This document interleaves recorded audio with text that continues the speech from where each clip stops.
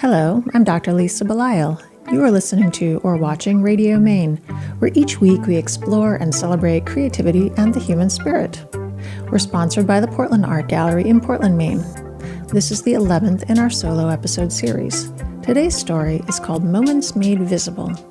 It's about how we carry our stories, and sometimes the smallest gestures, objects, or images can hold more meaning than we realize. Not long ago, my brother delivered a box from my mother that contained a small ceramic figurine. It was one of those items that had long lived in the background on a bookshelf beside framed family photos. I recognized it immediately.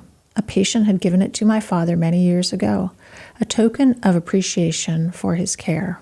In my conversation with my mother, she said, "I think this belongs to you now." I held it in my hand for a moment. The surface slightly cracked from time, but the weight of it, emotional and otherwise, was steady. I thought of my father's quiet kindness, the way he showed up for people, the way he listened, the way he made space. This tiny statue was more than a gift, it was a story. As a physician, I've seen what people choose to hold on to and what they let go of. The photos on the bedside table during a hospital stay.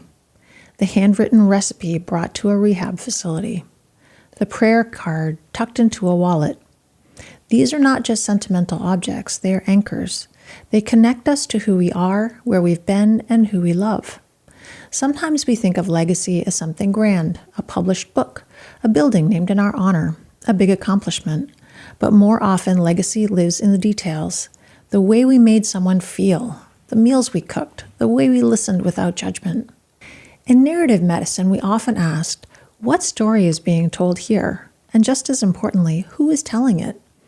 When we slow down enough to notice the seemingly ordinary, we realize that those ordinary things hold extraordinary meaning. I think of patients who brought in drawings from their grandchildren, veterans who kept worn medals tucked inside worn wallets, new parents who clutched ultrasound photos like maps to a new world. When we are seen, our stories feel real, they become visible. And when we see others truly see them, we give them a kind of dignity that can't be measured. This week, I invite you to pay attention to what you're carrying. What object or image reminds you of who you are? What gesture or memory do you want to preserve? Maybe it's a note your child once wrote, a dish your grandmother used to make, a sentence from a book that opened something in you. These don't need to be public displays, but they can be private touchstones. And if you feel moved to share them with a friend, a child, a partner, know that you're not just sharing a thing, you're passing on meaning. You're making a moment visible. If these reflections speak to you, I invite you to join me on the Bountiful Path, my newsletter on Substack. Each week, I write about memory, healing, creativity, and the small rituals that shape a meaningful life. Thank you for being here with me today on Radio Maine. I'm Dr. Lisa Belisle. May you notice the beauty in what you already hold. May you honor the story inside the object.